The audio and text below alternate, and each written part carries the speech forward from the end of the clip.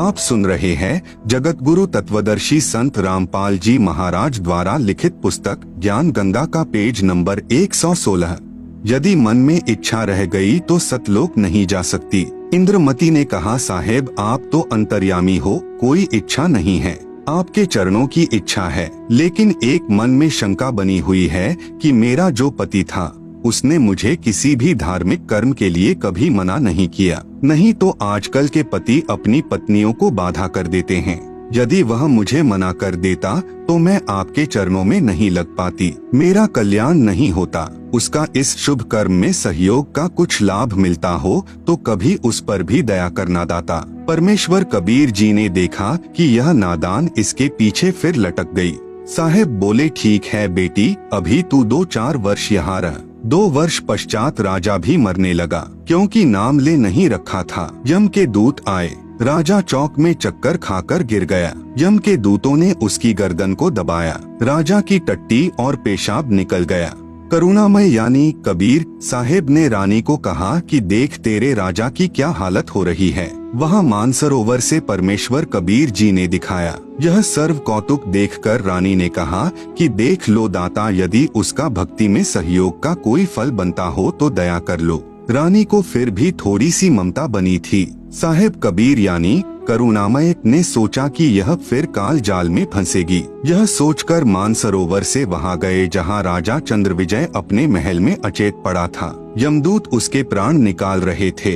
कबीर साहेब के आते ही यमदूत ऐसे आकाश में उड़ गए जैसे मुर्दे से गिद्ध उड़ जाते हैं। चंद्रविजय होश में आ गया। सामने करुणामय साहेब खड़े थे, केवल चंद्रविजय को दिखाई दे रहे थे, किसी अन्य को दिखाई नहीं दे रहे थे। चंद्रविजय चरणों में गिरकर याचना करने लगा, मुझे क्षमा कर दो दाता, मेरी जान बचाओ, क्योंकि अब उसने देखा कि तेरी जान जाने वाली है। जब इस जीव की आंख खुलती है कि यह तो बात बिगड़ गई, मुझे क्षमा कर दो दाता, मेरी जान बचा लो मालिक। कबीर साहेब ने कहा, राजा आज भी वही बात है, उस दिन भी वही बात थी, नाम लेना होगा। राजा ने कहा, मैं नाम ले लूंगा जी, अभी ले लूंगा ना। कबीर साहेब ने नाम उपदेश दिया तथा कहा कि अब मैं तुझे 2 वर्ष की आयु दूंगा, यदि इसमें एक श्वास भी खाली चला गया तो फिर कर्मदंड रह जाएगा। कबीर, जीवन तो थोड़ा भला, जैसत सुमरण हो, लाख वर्ष का जीवना, लेखे धरे ना को। शुभ कर्म में सहयोग दिया हुआ पिछला कर्म और साथ में श्रद्धा से 2 वर्ष के स्मरण से तथा तीनों नाम प्रदान करके कबीर साहेब चंद्रविजय को भी पार कर ले गए। बोलो कबीर परमेश्वर यानी कबीरदेव की जय जय। बंदी छोड़।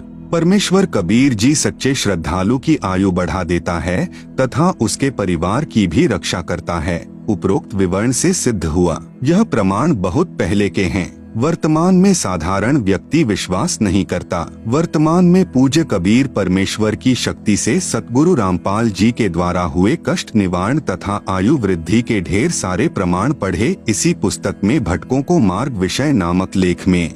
आप सुन रहे हैं जगत गुरु तत्वदर्शी संत रामपाल जी महाराज द्वारा लिखित पुस्तक ज्ञान गंगा का पेज नंबर 117।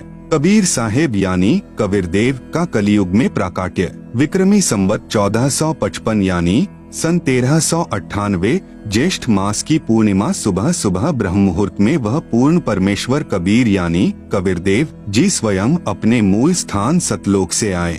काशी में लहर तारा तालाब के अंदर कमल के फूल पर एक बालक का रूप धारण किया। पहले मैं आपको नीरू नीमा के बारे में बताना चाहूँगा कि ये कौन थे।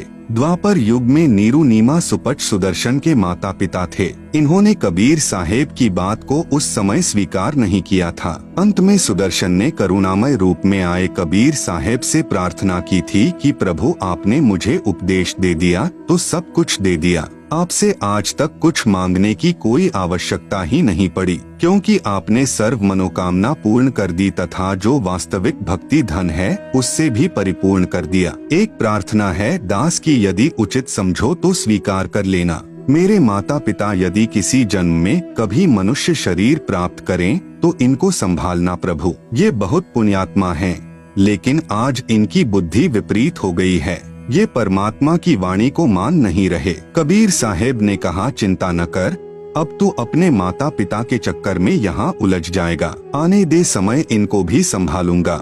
काल जाल से पार करूंगा, तू निश्चिंत होकर सतलोक जा। सुदर्शन जी सतलोक चले गए। सुदर्शन के माता पिता के कलयुग में नीरू नीमा के जन्म से पहले भी ब्राह्मण घर में इनके 2 जन्म हुए, उस समय भी निसंतान ही रहे। फिर तीसरा मनुष्य जन्म काशी में हुआ, उस समय भी वे ब्राह्मण और ब्राह्मणी यानी गौरी शंकर और सरस्वती के नाम से थे। संतान फिर भी नहीं थी। नीरू तथा नीमा दोनों गौरी शंकर और सरस्वती नाम के ब्राह्मण जाति से थे। ये भगवान शिव के उपासक थे। भगवान शिव की महिमा शिव पुराण से निस्वार्थ भाव से भक्तात्माओं को सुनाया करते थे। किसी से पैसा नहीं लेते थे। इतने नेक आत्मा थे कि यदि कोई उनको अपने आप दक्षिणा दे जाता था, उसमें से अपने भोजन योग्य रख लेते थे और जो बच जाता था उसका भंडारा कर देते थे। अन्य स्वार्थी ब्राह्मण गौरी शंकर तथा सरस्वती से ईर्ष्या रखते थे, क्योंकि गौरी शंकर निस्वार्थ कथा किया करते थे। पैसे के लालच में भक्तों को गुमराह नहीं करते थे, जिस कारण से प्रशंसा के पात्र बने हुए थे। उधर से मुसलमानों को ज्ञान हो गया कि इनके साथ कोई हिंदू ब्राह्मण नहीं है। उन्होंने इसका लाभ उठाया और बलपूर्वक उनको मुसलमान बना दिया। मुसलमानों ने अपना पानी उनके सारे घर में छिड़क दिया तथा उनके मुंह में भी डाल दिया, सारे कपड़ों पर छिड़क दिया। उससे हिंदू ब्राह्मणों ने कहा कि अब ये मुसलमान बन गए हैं, आज के बाद इनका हमारे से कोई भाईचारा नहीं रहेगा। नीरू नीमा को जुलाहे की उपाधि तथा परमेश्वर प्राप्ति। बेचारे गौरी शंकर तथा सरस्वती विवश हो गए। मुसलमानों ने पुरुष का नाम नीरू तथा स्त्री का नाम नीमा रखा। आप सुन रहे हैं जगत गुरु तत्वदर्शी संत रामपाल जी महाराज द्वारा लिखित पुस्तक ज्ञान गंगा का पेज नंबर 118। पहले उनके पास जो पूजा आती थी उससे उनकी रोजी रोटी चल रही थी और जो कोई रुपया पैसा बच जाता था वे उसका दुरुपयोग नहीं करते थे। उस बचे धन से धर्म भंडारा कर देते थे। पूजा आनी भी बंद हो गई। उन्होंने सोचा अब क्या काम करें। उन्होंने एक कपड़ा बुनने की खड्डी लगा ली और जुलाहे का कार्य करना प्रारंभ कर दिया। कपड़ा बुनकर निर्वाह करने लगे। कपड़े की बुनाई से घर के खर्च के पश्चात जो पैसा बच जाता था उसको भंडारों में लगा देते थे। हिंदू ब्राह्मणों ने नीरू नीमा का गंगा घाट पर गंगा दरिया में स्नान करना बंद कर दिया था। कहते थे कि अब तुम मुसलमान हो गए हो। गंगा दरिया का ही पानी लहरों के द्वारा उछलकर काशी में एक लहर तारा नामक बहुत बड़े सरोवर को भरकर रखता था। बहुत निर्मल जल भरा रहता था। उसमें कमल के फूल उगे हुए थे। सन 1398 यानी विक्रमी संवत 1455 ज्येष्ठ मास शुद्धि पूर्णमासी को ब्रह्म मुहूर्त यानी सूर्योदय से लगभग 1.5 घंटा पहले में अपने सत्यलोक यानी रिद्धधाम से सशरीर आकर परमेश्वर कबीर यानी कबीरदेव बालक रूप बनाकर लहर तारा तालाब में कमल के फूल पर विराजमान हुए। उसी लहर तारा तालाब पर नीरू नीमा सुबह सुबह ब्रह्म मुहूर्त में स्नान करने के लिए प्रतिदिन जाया करते थे। ब्रह्म मुहूर्त कहते हैं सूर्योदय होने से 1.5 घंटा पूर्व एक बहुत तेज पुंज का चमकीला गोला बालक रूप में परमेश्वर कबीर साहेब जी तेजोमय शरीर युक्त आए थे। दूरी के कारण प्रकाश पुंज ही नजर आता है। ऊपर से यानी सत्यलोक से आया और कमल के फूल पर सिमट गया, जिससे सारा लहर तारा तालाब जगमग जगमग हो गया था और फिर एक कोने में जाकर वह अदृश्य हो गया। इस दृश्य को स्वामी रामानंद जी के एक शिष्य ऋषि अष्टानंद जी आंखों देख रहे थे। अष्टानंद जी भी स्नान करने के लिए एकांत स्थान पर उसी लहर तारा तालाब पर प्रतिदिन जाया करते थे। वहां बैठकर अपनी साधना गुरुदेव ने जो मंत्र दिए थे उसका जाप करते थे और प्रकृति का आनंद लिया करते थे।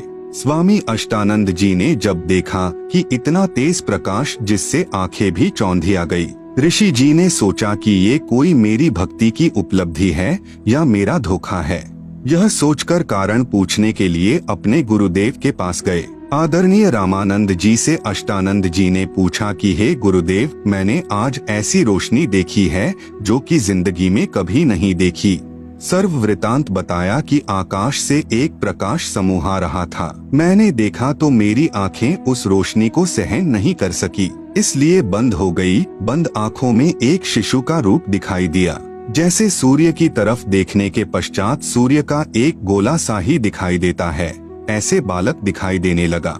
क्या यह मेरी भक्ति की कोई उपलब्धि है या मेरा दृष्टि दोष था? स्वामी रामानंद जी ने कहा कि पुत्र, ऐसे लक्षण तब होते हैं जब ऊपर के लोकों से कोई अवतार गण आते हैं। वे किसी के यहाँ प्रकट होंगे, किसी माँ के जन्म लेंगे और फिर लीला करेंगे, क्योंकि इन ऋषियों को इतना ही ज्ञान है कि माँ से ही जन्म होता है। जितना ऋषि को ज्ञान था, अपने शिष्य का शंका समाधान कर दिया। नीरू व नीमा प्रतिदिन की तरह उस दिन भी स्नान करने जा रहे थे। आप सुन रहे हैं जगत गुरु तत्वदर्शी संत रामपाल जी महाराज द्वारा लिखित पुस्तक ज्ञान गंगा का पेज नंबर 119। रास्ते में नीमा ने प्रभु से प्रार्थना की कि हे भगवान शिव, क्योंकि वे भले ही मुसलमान बन गए थे, लेकिन अपनी वह साधना हृदय से नहीं भूल पा रहे थे जो इतने वर्षों से कर रहे थे। क्या आपके घर में हमारे लिए एक बच्चे की कमी पड़ गई? हमें भी एक लाल दे देते, हमारा जीवन भी सफल हो जाता। ऐसा कहकर फूट फूट कर रोने लगी। उसके पति नीरू ने कहा कि नीमा, प्रभु की इच्छा पर प्रसन्न रहने में ही हित होता है। यदि ऐसे रोती रहेगी तो तेरा शरीर कमजोर हो जाएगा, आँखों से दिखना बंद हो जाएगा, हमारे भाग्य में संतान नहीं है। ऐसे कहते कहते लहरतारा तालाब पर पहुँच गए। थोड़ा थोड़ा अंधेरा था। नीमा स्नान करके बाहर आई, अपने कपड़े बदले। नीरू स्नान करने के लिए तालाब में प्रवेश करके गोते मार मार कर नहाने लगा। नीमा जब स्नान करते समय पहना हुआ कपड़ा धोने के लिए दोबारा तालाब के किनारे पर गई, तब तक अंधेरा हट गया था। सूर्य उदय होने वाला ही था। नीमा ने तालाब में देखा कि सामने कमल के फूल पर कोई वस्तु हिल रही है। कबीर साहेब ने बच्चे के रूप में एक पैर का अंगूठा मुख में दे रखा था और एक पैर को हिला रहे थे। पहले तो नीमा ने सोचा कि शायद कोई सर्प न हो और मेरे पति की तरफ आ रहा हो। फिर ध्यान से देखा तो समझते देर न लगी कि ये तो कोई बच्चा है। बच्चा और कमल के फूल पर एकदम अपने पति को आवाज लगाई कि देखना जी, बच्चा डूबेगा, बच्चा डूबेगा। नीरू बोला कि नादान, तू बच्चों के चक्कर में पागल हो गई है, पानी में भी तुझे बच्चा नजर आने लगा। नीमा ने कहा, हाँ, वह सामने कमल के फूल पर देखो। नीमा की जोरदार आवाज से प्रभावित होकर जिस तरफ हाथ से संकेत कर रही थी, नीरू ने उधर देखा। एक कमल के फूल पर नवजात शिशु लेटा हुआ था। नीरू उस बच्चे को फूल समेत उठा लाए और नीमा को दे दिया। स्वयं स्नान करने लगा। नीरू स्नान करके बाहर आया। नीमा बच्चे के रूप में आए परमेश्वर को बहुत प्यार कर रही थी तथा शिव प्रभु की प्रशंसा तथा स्तुति कर रही थी कि हे प्रभु, आपने मेरी वर्षों की मनोकामना पूर्ण कर दी। क्योंकि वह शिव की पुजारिन थी, कह रही थी, हे शिव प्रभु, आज ही हृदय से पुकार की थी, आज ही सुन ली। उस कबीर परमेश्वर को जिसका नाम लेने से हमारे हृदय में एक विशेष हलचल सी होती है, उसके प्रेम में रोम रोम खड़ा हो जाता है, आत्मा भर कर आती है। और जिस माता बहन ने सीने से लगाकर पुत्रवत प्यार किया, जो आनंद उस माई को हुआ होगा वह अवर्णनीय है। जैसे व्यक्ति गुड़ खाकर अन्य को उसके आनंद को नहीं बता सकता, खाने वाला ही जान सकता है।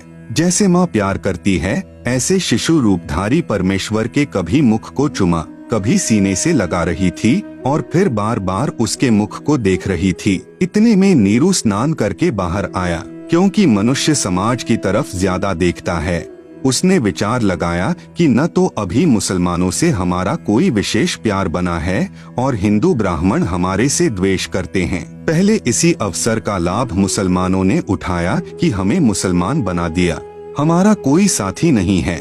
आप सुन रहे हैं जगत गुरु तत्वदर्शी संत रामपाल जी महाराज द्वारा लिखित पुस्तक ज्ञान गंगा का पेज नंबर 120। यदि हम इस बच्चे को ले जाएंगे तो लोग पूछेंगे कि बताओ, इस बच्चे के माता पिता कौन हैं? तुम किसी का बच्चा उठाकर लाए हो, इसकी माँ रो रही होगी, हम क्या जवाब देंगे, कैसे बताएंगे? कमल के फूल पर बताएंगे तो कोई मानेगा नहीं। यह सर्व विचार करके नीरू ने कहा कि नीमा, इस बच्चे को यहीं छोड़ दे। नीमा ने कहा कि जी, मैं इस बच्चे को नहीं छोड़ सकती, मेरे प्राण जा सकते हैं, मैं तड़फ कर मर जाऊंगी। न जाने मेरे ऊपर इस बालक ने क्या जादू कर दिया, मैं इसको नहीं छोड़ सकती। नीरू ने नीमा को सारी बात समझाई कि हमारे साथ ऐसा बन सकता है। नीमा ने कहा कि इस बच्चे के लिए मैं देश निकाला भी ले सकती हूँ, परंतु इसको नहीं छोड़ूंगी। नीरू ने उसकी नादानी को देखकर सोचा कि यह तो पागल हो गई, समाज को भी नहीं देख रही है। नीरू ने नीमा से कहा कि मैंने आज तक तेरी बात की अवहेलना नहीं की थी क्योंकि हमारे बच्चे नहीं थे। जो तू कहती रही मैं स्वीकार करता रहा, परंतु आज मैं तेरी यह बात नहीं मानूंगा। या तो इस बालक को यहीं पर रख दे, नहीं तो तुझे अभी 2 थप्पड़ लगाता हूँ। उस महापुरुष ने पहली बार अपनी पत्नी की तरफ हाथ किया था। उसी समय शिशु रूप में कबीर परमेश्वर यानी कबीरदेव ने कहा कि नीरू मुझे घर ले चलो, तुम्हें कोई आपत्ति नहीं आएगी। शिशु रूप में परमेश्वर के वचन सुनकर नीरू घबरा गया, कहीं यह बालक कोई फरिश्ता हो अथवा कोई सिद्ध पुरुष हो और तेरे ऊपर कोई आपत्ति न आ जाए। चुप करके चल पड़ा। जब बच्चे को लेकर घर आ गए तो सभी यह पूछना तो भूल गए कि कहां से लाए हो। काशी के स्त्री तथा पुरुष लड़के को देखने आए तथा कहने लगे कि यह तो कोई देवता नजर आता है। इतना सुंदर शरीर, ऐसा तेजोमय बच्चा पहले कभी हमने नहीं देखा। कोई कहे यह तो ब्रह्मा विष्णु महेश में से कोई प्रभु है। ब्रह्मा विष्णु महेश कहते हैं कि यह तो कोई ऊपर के लोकों से आई हुई शक्ति है।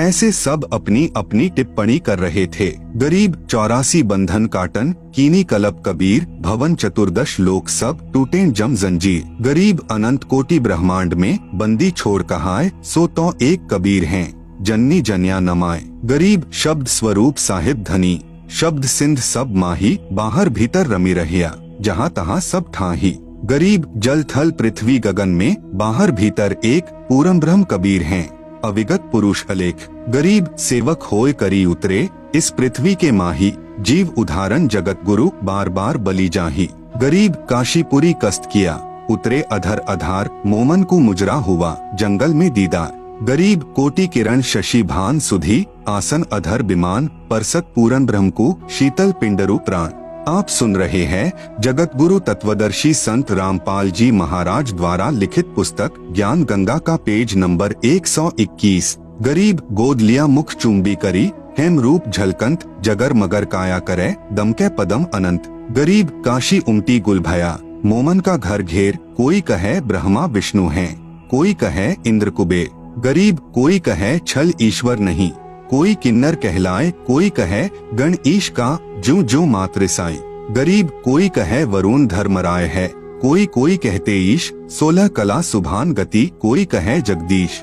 गरीब भक्ति मुक्ति ले उतरे, मेटन तीनों ताप, मोमन के डेरा लिया, कहे कबीरा बाप। गरीब दूध न पीवे न अन्न भख है, नहीं पलने झूलंत, अधर अमान ध्यान में, कमल कला फूलंत। गरीब काशी में अचरज भया, गई जगत की नींद, ऐसे दुल्हे उतरे, जो कन्या वर बींद। गरीब खलक मुलक देखन गया, राजा प्रजारीत, जम्बूदीप जिहान में, उतरे शब्द अतीत। गरीब दुनी कहे योह देव है, देव कहत हैं ईश, ईश कहे पार ब्रह्म है, पूरण 20वें 20। परमेश्वर कबीर जी ही अनादि परम गुरु हैं, वे ही रूपांतर करके संत व ऋषि वेश में समय समय पर स्वयंभू यानी स्वयं प्रकट होते हैं। काल के दूतों यानी संतों द्वारा बिगाड़े तत्व ज्ञान को स्वस्थ करते हैं। कबीर साहेब ने ही ब्रह्मा विष्णु शिव आदि देवताओं ऋषि मुनि व संतों को समय समय पर अपने सतलोक से आकर नाम उपदेश दिया।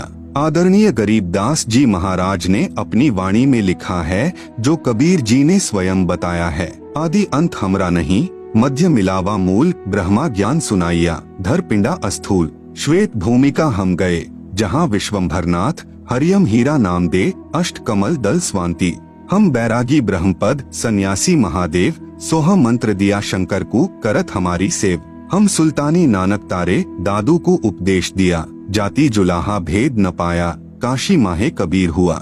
सतयुग में सत्सुकृत कहटेरा, त्रेता नाम मुनिंद्र मेरा, द्वापर में करुणामय कहलाया, कलयुग में नाम कबीर धराया। चारों युगों में हम पुकारें, कूक कहें हम हेल रे, हीरे मानिक मोती बरसे, ये जग चुगता ढेल रे। उपरोक्त वाणी से सिद्ध है कि कबीर परमेश्वर ही अविनाशी परमात्मा है, यही अजरो अमर है। यही परमात्मा चारों युगों में स्वयं अतिथि रूप में कुछ समय के लिए इस संसार में आकर अपना सतभक्ति मार्ग देते हैं। आप सुन रहे हैं जगत गुरु तत्वदर्शी संत रामपाल जी महाराज द्वारा लिखित पुस्तक ज्ञान गंगा का पेज नंबर 122। पूर्ण संत की पहचान। पवित्र सदग्रंथों से पूर्ण संत की पहचान। वेदों, गीता जी आदि पवित्र सदग्रंथों में प्रमाण मिलता है कि जब जब धर्म की हानि होती है, व अधर्म की वृद्धि होती है तथा वर्तमान के नकली संत महंत व गुरुओं द्वारा भक्ति मार्ग के स्वरूप को बिगाड़ दिया गया होता है। फिर परमेश्वर स्वयं आकर या अपने परम ज्ञानी संत को भेजकर सच्चे ज्ञान के द्वारा धर्म की पुनः स्थापना करता है। वह भक्ति मार्ग को शास्त्रों के अनुसार समझाता है। उसकी पहचान होती है कि वर्तमान के धर्म गुरु उसके विरोध में खड़े होकर राजा व प्रजा को गुमराह करके उसके ऊपर अत्याचार करवाते हैं। कबीर साहेब जी अपनी वाणी में कहते हैं कि जो मम संत सत उपदेश दृढ़ावे यानी बतावे वाके संग सभी राड़ बढ़ावे या सब संत महंतन की करनी धर्मदास मैं तो से वर्णी। कबीर साहेब अपने प्रिय शिष्य धर्मदास को इस वाणी में ये समझा रहे हैं कि जो मेरा संत सत भक्ति मार्ग को बताएगा उसके साथ सभी संत व महंत झगड़ा करेंगे। ये उसकी पहचान होगी। दूसरी पहचान वह संत सभी धर्म ग्रंथों का पूर्ण जानकार होता है। प्रमाण सतगुरु गरीबदास जी की वाणी में सतगुरु के लक्षण कहूँ मधुरे बैन विनोद 4 वेद 6 शास्त्र कहे 18 बोध। सतगुरु गरीबदास जी महाराज अपनी वाणी में पूर्ण संत की पहचान बता रहे हैं कि वह 4 वेदों 6 शास्त्रों 18 पुराणों आदि सभी ग्रंथों का पूर्ण जानकार होगा, अर्थात उनका सार निकाल कर बताएगा। यजुर्वेद अध्याय 19 मंत्र 25-26 में लिखा है कि वेदों के अधूरे वाक्यों अर्थात सांकेतिक शब्दों व 1/4 श्लोकों को पूरा करके विस्तार से बताएगा व 3 समय की पूजा बताएगा। सुबह पूर्ण परमात्मा की पूजा, दोपहर को विश्व के देवताओं का सत्कार व संध्या आरती अलग से बताएगा। वह जगत का उपकारक संत होता है। यजुर्वेद अध्याय 19 मंत्र 25 संधिछेद अर्धरीचय उक्थानाम रूपम पदैः आपनोति निविदः प्रणवय शस्त्राणाम रूपम पैसा सोमः आप्यते। अनुवाद: जो संत अर्धरीचय यानी वेदों के अर्धवाक्यों अर्थात सांकेतिक शब्दों को पूर्ण करके निविदः यानी आपूर्ति करता है, पदैः यानी श्लोक के चौथे भागों को अर्थात आंशिक वाक्यों को, उक्थानम यानी स्तोत्रों के, रूपम यानी रूप में, आपनोति यानी प्राप्त करता है अर्थात आंशिक विवरण को पूर्ण रूप से समझता और समझाता है, शस्त्राणाम यानी जैसे शस्त्रों को चलाना जानने वाला उन्हें, रूपम यानी पूर्ण रूप से प्रयोग करता है ऐसे पूर्ण संत, प्रणवय यानी ओंकारों अर्थात ओम तत् सत मंत्रों को पूर्ण रूप से समझ व समझाकर, पैसा यानी दूध पानी छानता है अर्थात पानी रहित दूध जैसा तत्व ज्ञान प्रदान करता है, जिससे सोमा यानी अमर पुरुष अर्थात अविनाशी परमात्मा को, आप्यते यानी प्राप्त करता है। वह पूर्ण संत वेद को जानने वाला कहा जाता है। आप सुन रहे हैं जगत गुरु तत्वदर्शी संत रामपाल जी महाराज द्वारा लिखित पुस्तक ज्ञान गंगा का पेज नंबर 123। भावार्थ: तत्वदर्शी संत वह होता है जो वेदों के सांकेतिक शब्दों को पूर्ण विस्तार से वर्णन करता है, जिससे पूर्ण परमात्मा की प्राप्ति होती है। वह वेद के जानने वाला कहा जाता है। यजुर्वेद अध्याय 19 मंत्र 26 संधिछेद अश्वभ्याम प्रातः सवनम इंद्रेण ऐन्द्रम माध्यन्दिनम वैश्वदेवम सरस्वत्या तृतीयम आप्तम सवनम। अनुवाद: वह पूर्ण संत 3 समय की साधना बताता है। अश्वभ्याम यानी सूर्य के उदय अस्त से बने एक दिन के आधार से, इंद्रेण यानी प्रथम श्रेष्ठता से सर्व देवों के मालिक पूर्ण परमात्मा की, प्रातः सवनम यानी पूजा तो प्रातः काल करने को कहता है जो ऐन्द्रम यानी पूर्ण परमात्मा के लिए होती है। दूसरी माध्यम दिनम यानी दिन के मध्य में करने को कहता है जो वैश्वदेवम यानी सर्व देवताओं के सत्कार के संबंधित, सरस्वत्या यानी अमृतवाणी द्वारा साधना करने को कहता है, तथा तृतीयम यानी तीसरी, सवनम यानी पूजा शाम को, आप्तम यानी प्राप्त करता है अर्थात जो तीनों समय की साधना भिन्न भिन्न करने को कहता है, वह जगत का उपकारक संत है। भावार्थ: जिस पूर्ण संत के विषय में मंत्र 25 में कहा है वह दिन में 3 बार यानी प्रातः, दिन के मध्य तथा शाम को साधना करने को कहता है। सुबह तो पूर्ण परमात्मा की पूजा मध्याह्न को सर्व देवताओं को सत्कार के लिए तथा शाम को संध्या आरती आदि को अमृत वाणी के द्वारा करने को कहता है। वह सर्व संसार का उपकार करने वाला होता है। यजुर्वेद अध्याय 19 मंत्र 30 संधिछेद व्रतेन दीक्षाम आपनोति दीक्षया आपनोति दक्षिणाम दक्षिणा श्रद्धाम आपनोति श्रद्धया सत्यम आप्यते। अनुवाद: व्रतेन यानी दुर्व्यसनों का व्रत रखने से अर्थात भांग, शराब, मांस तथा तंबाकू आदि के सेवन से संयम रखने वाला साधक दीक्षाम यानी पूर्ण संत से दीक्षा को आपनोति यानी प्राप्त होता है, अर्थात वह पूर्ण संत का शिष्य बनता है। दीक्षया यानी पूर्ण संत दीक्षित शिष्य से दक्षिणाम यानी दान को आपनोति यानी प्राप्त होता है, अर्थात संत उसी से दक्षिणा लेता है जो उससे नाम ले लेता है। इसी प्रकार विधिवत दक्षिणा यानी गुरुदेव द्वारा बताए अनुसार जो दान दक्षिणा से धर्म करता है उससे श्रद्धाम यानी श्रद्धा को आपनोति यानी प्राप्त होता है। श्रद्धया यानी श्रद्धा से भक्ति करने से सत्यम यानी सदा रहने वाले सुख व परमात्मा अर्थात अविनाशी परमात्मा को आप्यते यानी प्राप्त होता है। भावार्थ, पूर्ण संत उसी व्यक्ति को शिष्य बनाता है जो सदाचारी रहे, अभक्ष्य पदार्थों का सेवन व नशीली वस्तुओं का सेवन न करने का आश्वासन देता है। पूर्ण संत उसी से दान ग्रहण करता है जो उसका शिष्य बन जाता है, फिर गुरुदेव से दीक्षा प्राप्त करके फिर दान दक्षिणा करता है, उससे श्रद्धा बढ़ती है। आप सुन रहे हैं जगत गुरु तत्वदर्शी संत रामपाल जी महाराज द्वारा लिखित पुस्तक ज्ञान गंगा का पेज नंबर 124।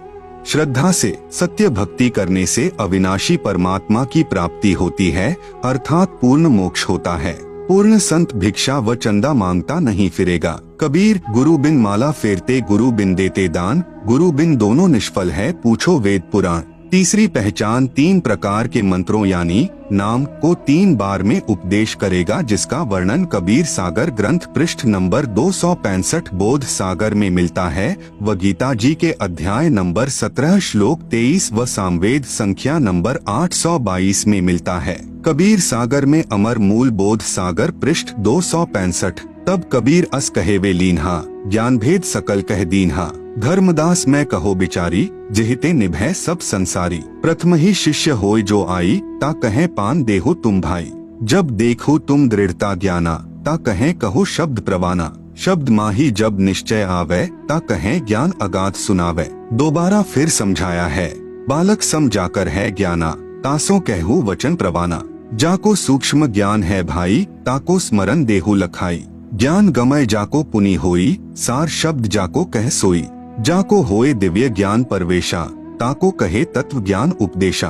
उपरोक्त वाणी से स्पष्ट है कि कड़िहार गुरु यानी पूर्ण संत 3 स्थिति में सार नाम तक प्रदान करता है तथा चौथी स्थिति में सार शब्द प्रदान करना होता है। क्योंकि कबीर सागर में तो प्रमाण बाद में देखा था, परंतु उपदेश विधि पहले ही पूज्य दादा गुरुदेव तथा परमेश्वर कबीर साहेब जी ने हमारे पूज्य गुरुदेव को प्रदान कर दी थी, जो हमारे को शुरू से ही 3 बार में नामदान की दीक्षा करते आ रहे हैं। हमारे गुरुदेव रामपाल जी महाराज प्रथम बार में श्री गणेश जी, श्री ब्रह्मा सावित्री जी, श्री लक्ष्मी विष्णु जी, श्री शंकर पार्वती जी व माता शेरावाली का नाम जाप देते हैं, जिनका वास हमारे मानव शरीर में बने चक्रों में होता है। मूलाधार चक्र में श्री गणेश जी का वास, स्वाद चक्र में ब्रह्मा सावित्री जी का वास, नाभि चक्र में लक्ष्मी विष्णु जी का वास, हृदय चक्र में शंकर पार्वती जी का वास, कंठ चक्र में शेरावाली माता का वास है और इन सब देवी देवताओं के आदि अनादि नाम मंत्र होते हैं, जिनका वर्तमान में गुरुओं को ज्ञान नहीं है। इन मंत्रों के जाप से ये 5 चक्र खुल जाते हैं। इन चक्रों के खुलने के बाद मानव भक्ति करने के लायक बनता है। सतगुरु गरीबदास जी अपनी वाणी में प्रमाण देते हैं कि 5 नाम गुज गायत्री आत्म तत्व जगाओ, ओम किलियम हरियम श्रियम सोहम ध्याओ। भावार्थ, 5 नाम जो गुज गायत्री है, इनका जाप करके आत्मा को जागृत करो। आप सुन रहे हैं जगत गुरु तत्वदर्शी संत रामपाल जी महाराज द्वारा लिखित पुस्तक ज्ञान गंगा का पेज नंबर 125। दूसरी बार में 2 अक्षर का जाप देते हैं, जिनमें एक ओम और दूसरा तत्, जो कि गुप्त है, उपदेशी को बताया जाता है, जिनको श्वास के साथ जाप किया जाता है। तीसरी बार में सार नाम देते हैं, जो कि पूर्ण रूप से गुप्त है। 3 बार में नाम जाप देने का प्रमाण अध्याय 17 का श्लोक 23। ओम तत् सत इति निर्देशः ब्रह्मणः त्रिविधः स्मृतः ब्राह्मणाः तेन वेदाः च यज्ञाः च विहिताः पुरा। अनुवाद, ओम ब्रह्म का, तत् यह सांकेतिक मंत्र पर ब्रह्म का, सत पूर्ण ब्रह्म का, इति यानी ऐसे यह त्रिविधः यानी 3 प्रकार के, ब्रह्मणः यानी पूर्ण परमात्मा के नाम सुमर्ण का, निर्देशः यानी संकेत, स्मृतः यानी कहा है, च यानी और, पुरा यानी सृष्टि के आदिकाल में, ब्राह्मणाः यानी विद्वानों ने बताया कि, तेन यानी उसी पूर्ण परमात्मा ने, वेदाः यानी वेद, च यानी तथा, यज्ञाः यानी यज्ञादि, विहिताः यानी रचे। संख्या नंबर 822 सामवेद उतार्चिक अध्याय 3 खंड नंबर 5 श्लोक नंबर 8 संत रामपाल दास द्वारा भाषा भाष्य। मनीषिभ्यः पवते पूर्व्यः कविर्नृभिर्यतः परिकोशाम अशिष्यदत् तृतस्य नाम जनयन मधुक शरण्येन्द्रस्य वायुम सख्याय वर्धयन्। मनीषिभ्यः पवते पूर्व्य कविर नृभ्यः यत् परि कोशान अशिष्यदत् त्रि तस्य नाम जनयन मधु शरण न इंद्रस्य वायुम सख्याय वर्धयन्। शब्दार्थ पूर्व्यः यानी सनातन अर्थात अविनाशी, कविर नृभ्यः यानी कबीर परमेश्वर मानव रूप धारण करके अर्थात गुरु रूप में प्रकट होकर, मनीषिभ्यः यानी हृदय से चाहने वाले, श्रद्धा से भक्ति करने वाले भक्तात्मा को, त्रि यानी 3 नाम यानी मंत्र अर्थात नाम उपदेश देकर, पवते यानी पवित्र करके, जनयन यानी जन्म व क्षरणः यानी मृत्यु से, न यानी रहित करता है, तथा तस्य यानी उसके, वायुम यानी प्राण अर्थात जीवन श्वासों को जो संस्कारवश गिनती के डाले हुए होते हैं, को कोशान यानी अपने भंडार से, सख्याय यानी मित्रता के आधार से, परि यानी पूर्ण रूप से, वर्धयन यानी बढ़ाता है, यतः यानी जिस कारण से, इंद्रस्य यानी परमेश्वर के, मधु यानी वास्तविक आनंद को, अशिष्यदत् यानी अपने आशीर्वाद प्रसाद से प्राप्त करवाता है। भावार्थ इस मंत्र में स्पष्ट किया है कि पूर्ण परमात्मा कबीर अर्थात कबीर मानव शरीर में गुरु रूप में प्रकट होकर प्रभु प्रेमियों को 3 नाम का जाप देकर सत्य भक्ति कराता है तथा उस मित्र भक्त को पवित्र करके अपने आशीर्वाद से पूर्ण परमात्मा प्राप्ति करके पूर्ण सुख प्राप्त कराता है, साधक की आयु बढ़ाता है।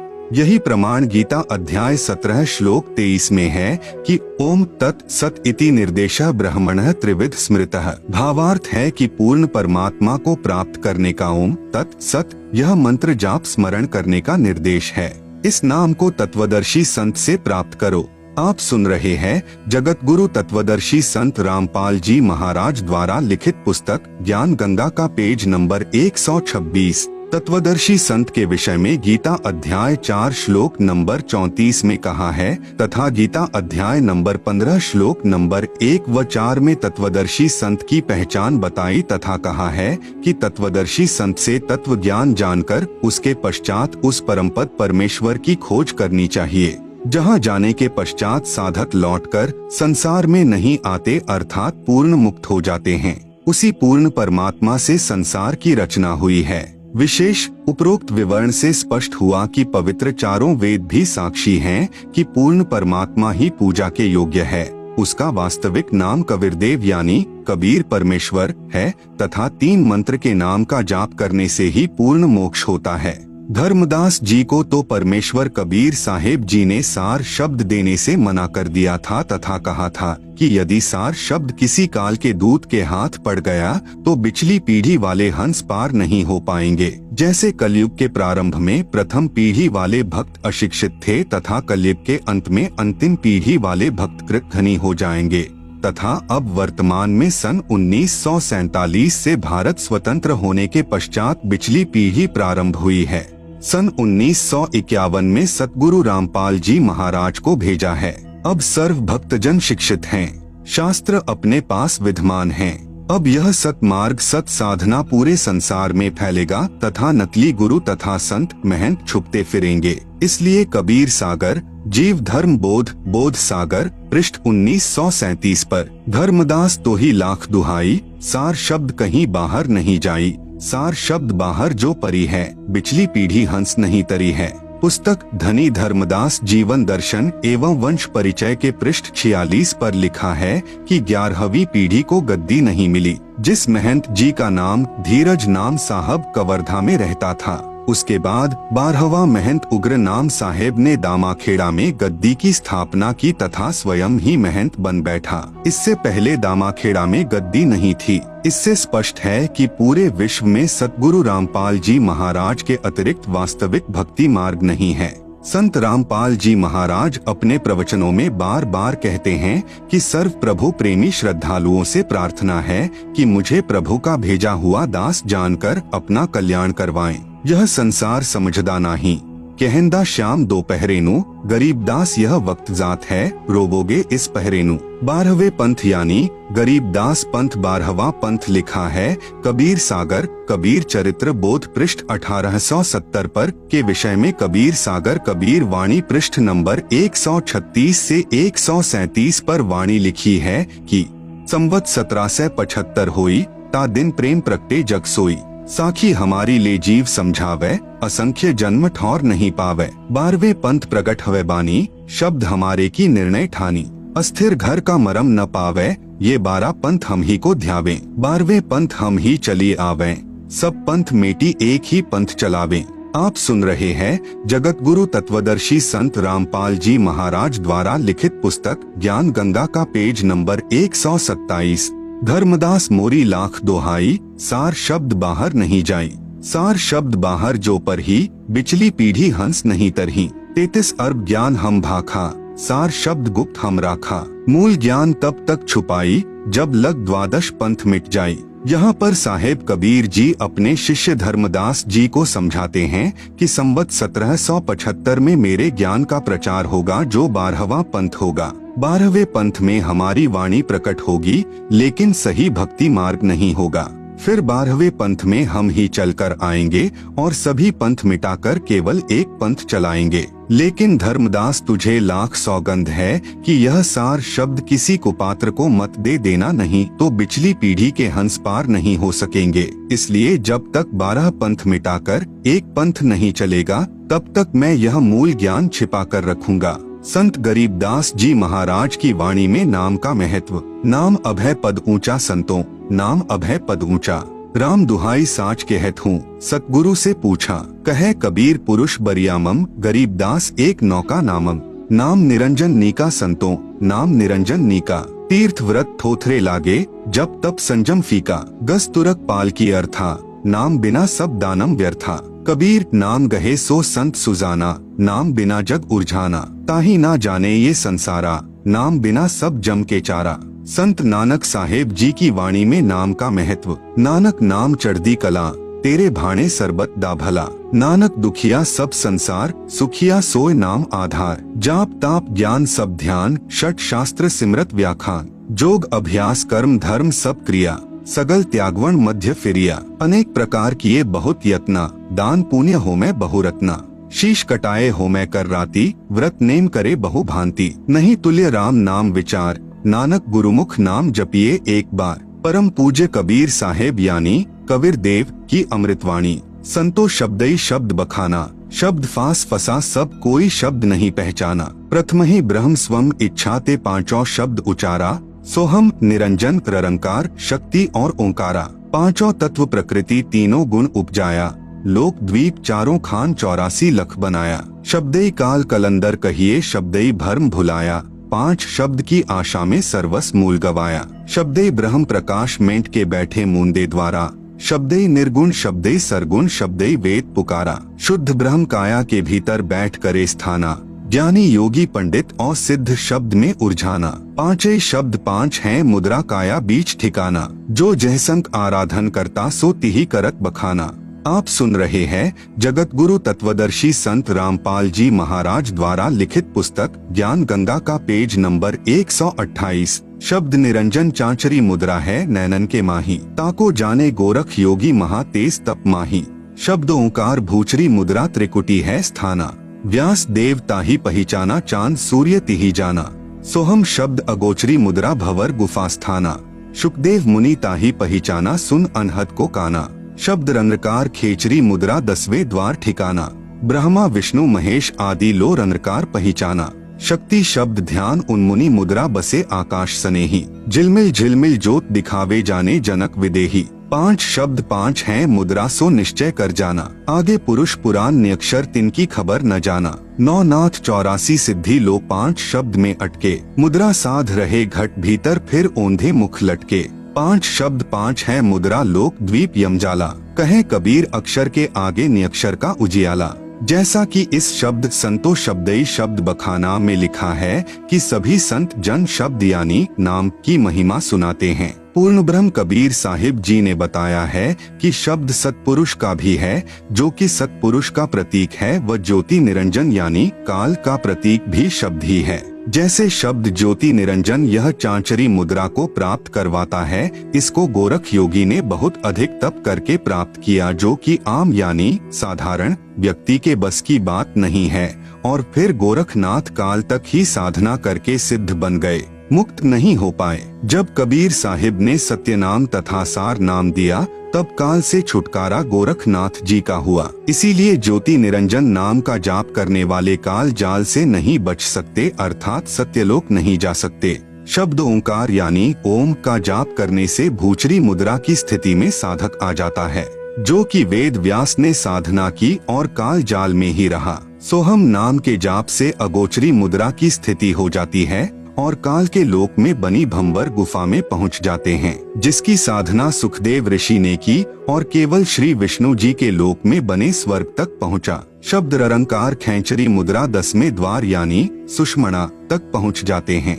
ब्रह्मा विष्णु महेश तीनों ने ररंकार को ही सत्य मानकर काल के जाल में उलझे रहे। शक्ति यानी श्रीयम शब्द ये उन्मनी मुद्रा को प्राप्त करवा देता है, जिसको राजा जनक ने प्राप्त किया, परंतु मुक्ति नहीं हुई। कई संतों ने 5 नामों में शक्ति की जगह सत्यनाम जोड़ दिया है, जो कि सत्यनाम कोई जाप नहीं है। ये तो सच्चे नाम की तरफ इशारा है। जैसे सत्यलोक को सच्चखंड भी कहते हैं, ऐसे ही सत्यनाम व सच्चा नाम है। केवल सत्यनाम जाप करने का नहीं है। इन 5 शब्दों की साधना करने वाले 9 नाथ तथा 84 सिद्ध भी इन्हीं तक सीमित रहे तथा शरीर में यानी घट में ही धुन सुनकर आनंद लेते रहे। वास्तविक सत्यलोक स्थान तो शरीर यानी पिंड से, अंड यानी ब्रह्मांड से पार है।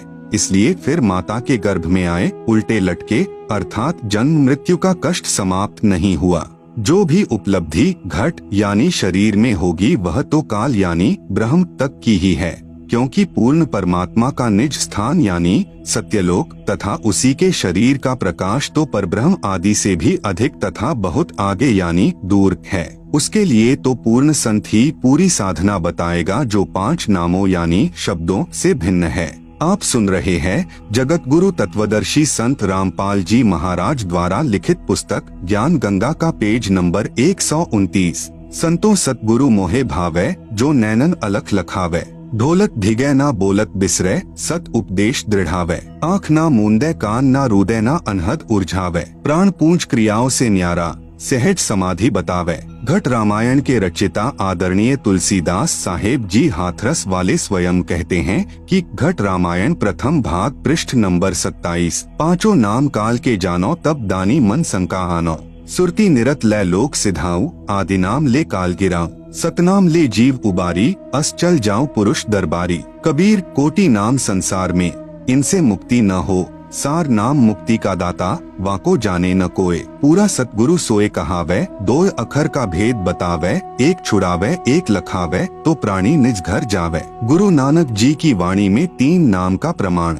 जय पंडित तू पढ़िया, बिना 2 अखर 2 नामा।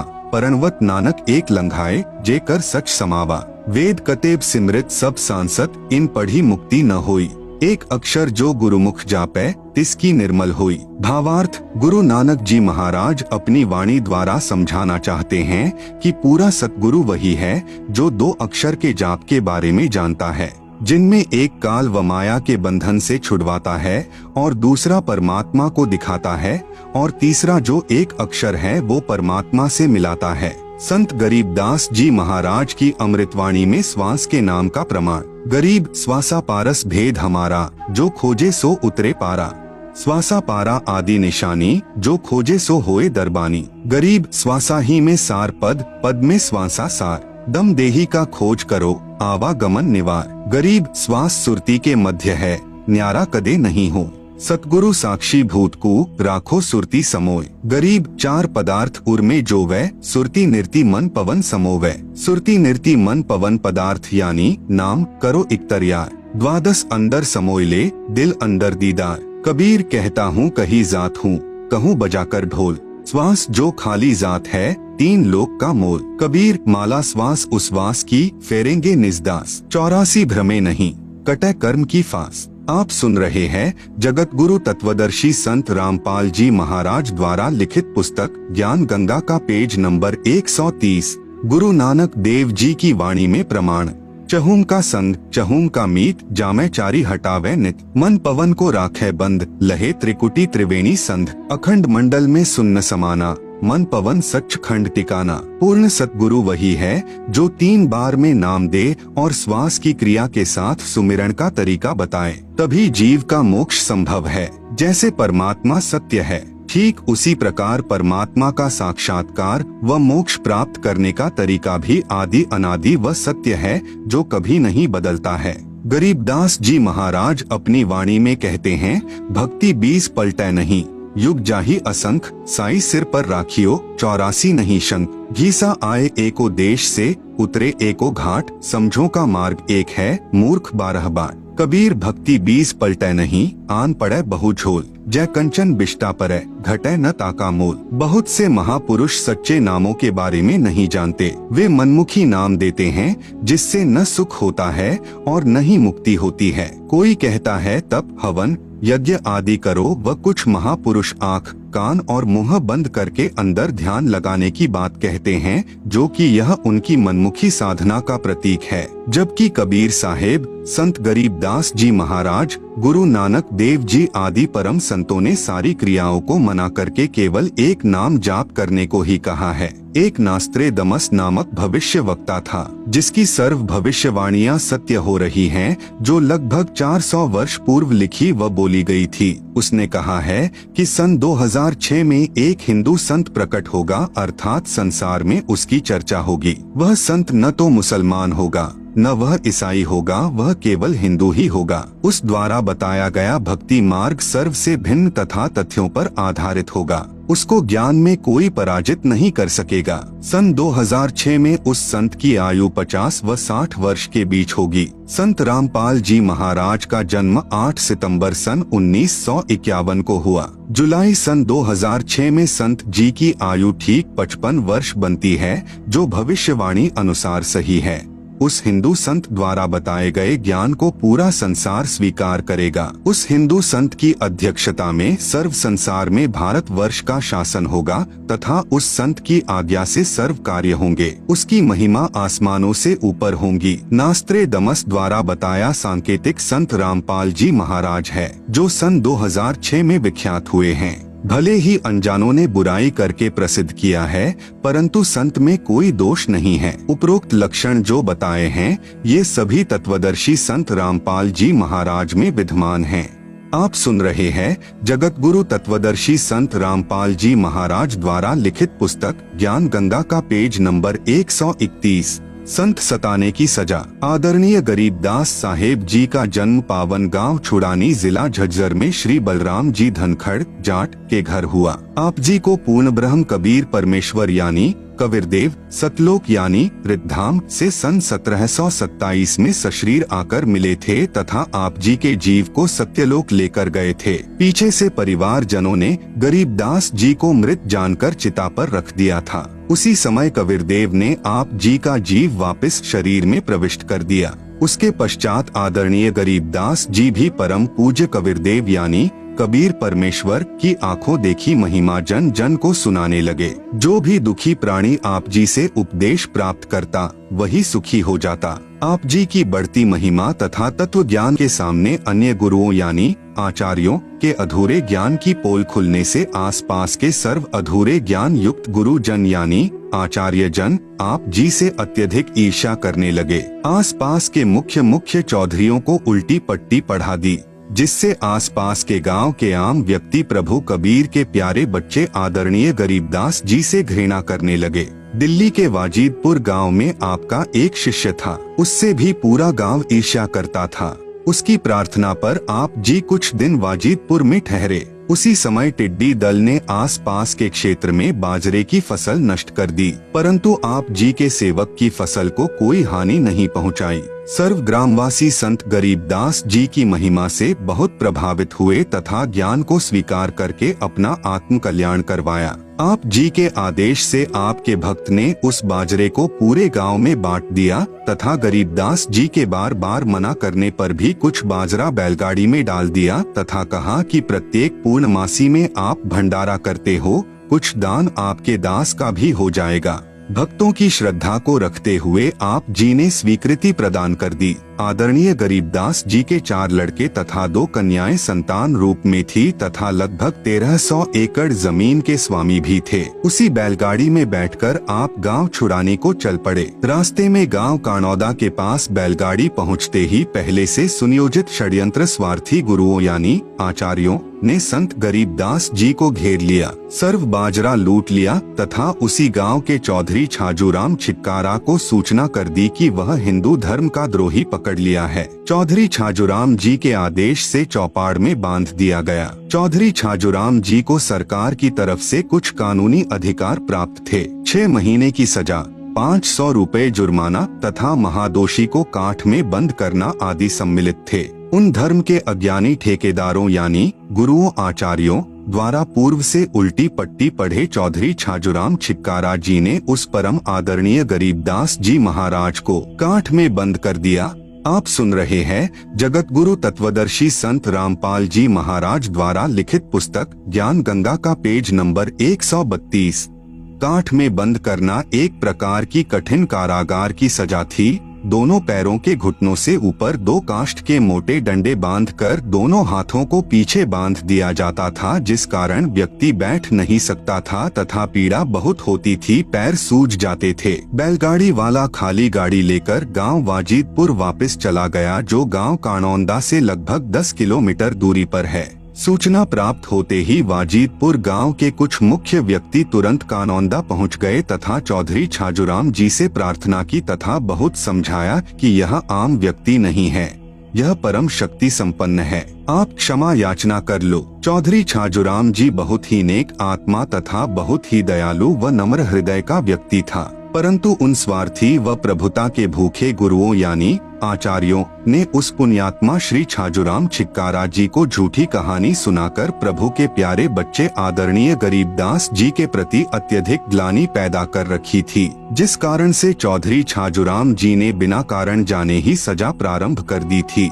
वाजिदपुर के भक्तों की प्रार्थना मानकर आदरणीय गरीबदास जी को छोड़ दिया। आदरणीय गरीबदास जी साहेब जी ने कुछ नहीं कहा तथा अपने गांव छुड़ाने आ गए। कुछ दिनों उपरांत चौधरी छाजूराम जी प्रातः काल टट्टी फिरने यानी फ्रेश होने जोहड़ यानी तालाब पर गए तो उनके दोनों हाथ 2 घुड़सवारों ने काट दिए। उसी समय उनके समक्ष ही अदृश्य हो गए। इस दृश्य को तालाब पर उपस्थित कई व्यक्तियों ने भी देखा। बहुत उपचार करवाया परंतु दर्द तथा रक्त का स्राव बंद नहीं हुआ। कई दिन तक बुरी तरह चिल्लाते रहे। फिर एक व्यक्ति ने कहा, उसी संत गरीबदास जी के पास जाकर क्षमा याचना कर लो, वे दयालु हैं।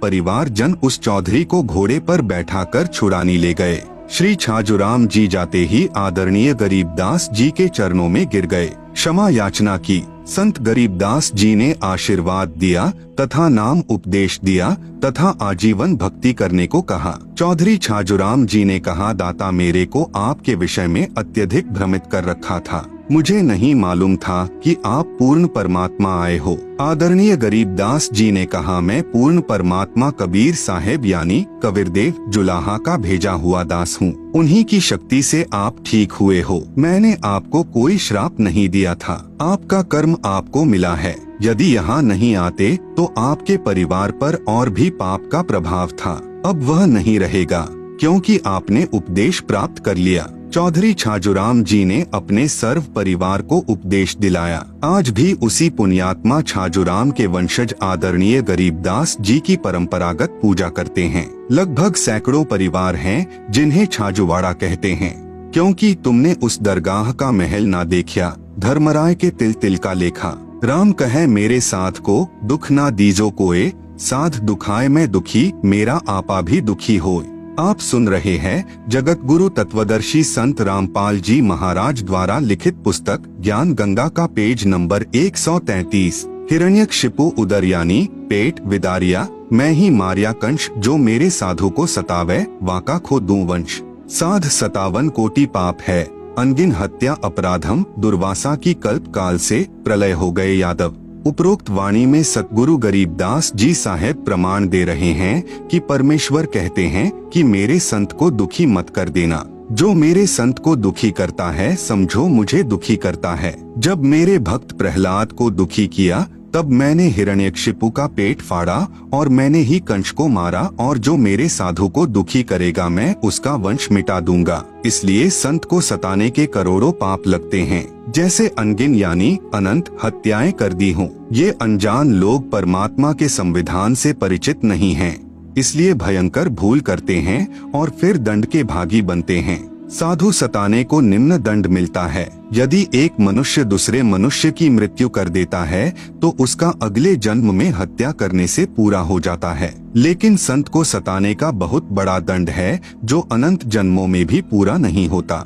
सतगुरु अपनी वाणी में कहते हैं, अर्धमुखी गर्भवास में हरदम बारंबार, जूनी भूत पिशाच की जब लग सृष्टि सहार। ऐसी गलती करने वाले को परमेश्वर भिन्न प्राणियों की योनियों में बारंबार माँ के गर्भ में डालते हैं, अर्थात वह जन्म लेते ही बारंबार मृत्यु को प्राप्त हो जाता है, और जब तक सृष्टि प्रलय नहीं हो जाती तब तक भूत पिशाच की योनि व माँ के गर्भ में महान कष्ट रखता है, जो बहुत ही दुखदायी होता है, और तब तक क्षमा नहीं मिलती जब तक सताया हुआ संत ही क्षमा नहीं कर देता। एक बार दुर्वासा ऋषि ने अभिमान वश अम्बरीश ऋषि को मारने के लिए अपनी शक्ति से एक सुदर्शन चक्र छोड़ दिया। सुदर्शन चक्र अम्बरीश ऋषि के चरण छूकर वापस दुर्वासा ऋषि को मारने के लिए दुर्वासा की तरफ ही चल पड़ा। दुर्वासा ऋषि ने सोच लिया कि तूने बहुत बड़ी गलती कर दी है, लेकिन अधिक समय न रहते देख दुर्वासा सुदर्शन चक्र के आगे आगे भाग लिया। भागता भागता श्री ब्रह्मा जी के पास गया और बोला कि हे भगवान, कृपया आप मुझे इस सुदर्शन चक्र से बचाओ। इस पर ब्रह्मा जी बोले कि ऋषि जी, यह मेरे वश की बात नहीं है। अपने सिर पर से बला को टालते हुए कहा कि आप भगवान शंकर के पास जाओ, वे ही आपको बचा सकते हैं। यह सुनते ही दुर्वासा ऋषि भगवान शंकर के पास गया और बोला कि हे भगवान, कृपा करके आप मुझे इस सुदर्शन चक्र से बचाओ। इस पर भगवान शिव ने भी ब्रह्मा की तरह टालते हुए कहा कि आप श्री विष्णु भगवान के पास जाओ, वही आपको बचा सकते हैं। यह सुनते ही भगवान विष्णु जी के पास जाकर दुर्वासा ऋषि ने कहा कि हे भगवान, आप ही मेरे को इस सुदर्शन चक्र से बचा सकते हो, वरना यह मेरे को काट कर मार डालेगा। इस पर भगवान विष्णु जी ने कहा कि हे ऋषि जी, यह सुदर्शन चक्र आपको क्यों मारना चाहता है?